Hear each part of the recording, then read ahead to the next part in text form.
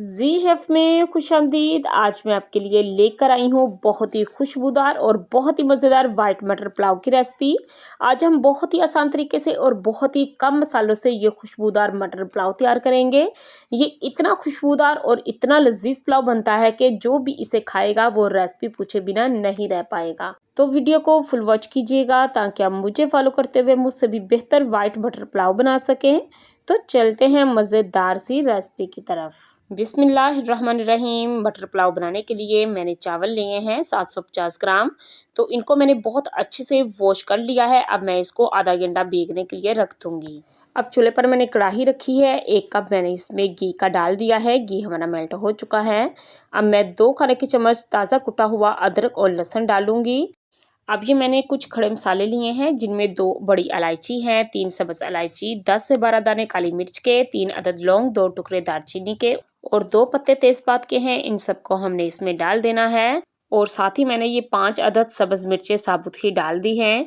इनको हमने 3 से 4 मिनट अच्छे से फ्राई करना है। मीडियम फ्लेम पर हमने इनको भूनना है। तो साबुत सफ़ेद ज़ीरा मैं डालना भूल गई थी, तो अब मैं इसमें 1 खाने का चम्मच साबुत सफ़ेद ज़ीरा डाल दूंगी और हमने इसको 3 से 4 मिनट अच्छे से भूनना है। तो इनको भूनते हुए 3 से 4 मिनट हो चुके हैं। तो ये देखिए मसाला इस कंडीशन में आ चुका है। तो हमारा मसाला अच्छे से भुन चुका है। तो अब मैं इसमें मटर शामिल करूंगी। मटर मैंने 2 कप लिए हैं। आप अपनी मर्ज़ी से कम या ज़्यादा कर सकते हैं। तो अब हमने मटरों को भी खूब अच्छे से भूनना है। मटरों को भी मैंने भून लिया है। तो अब मैं इसमें पानी शामिल करूंगी।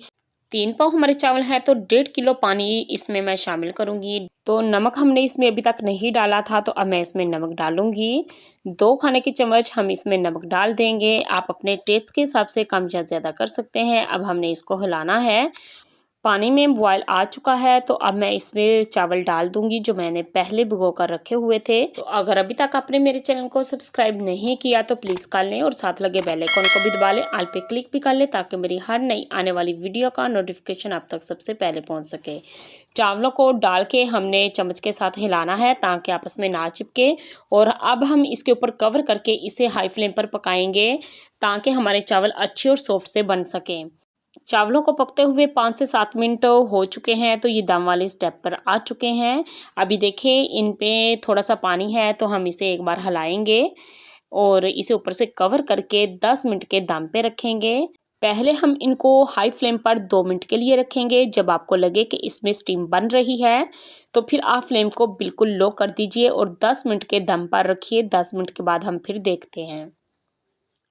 चावलों को दम पे रखे 10 मिनट हो चुके हैं। तो अब हम चेक कर लेते हैं। माशाल्लाह बहुत ही मज़ेदार सी खुशबुएं उड़ाता हुआ हमारा पुलाव बनकर तैयार हो चुका है। माशाल्लाह सुभान अल्लाह, बहुत ही खिले खिले हमारे चावल बने हैं। तो अब हम फ्लेम को ऑफ करेंगे और चलते हैं इनकी फाइनल लुक की तरफ।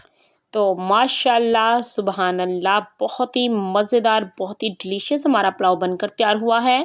बहुत ही कम मसालों से ये हमारा पुलाव बना है। ना तो हमने इसमें टमाटर का इस्तेमाल किया है और ना ही प्याज़ों का इस्तेमाल किया है, लेकिन फिर भी बहुत ही खुशबूदार बहुत ही मज़ेदार ये हमारा पुलाव बनकर तैयार हुआ है।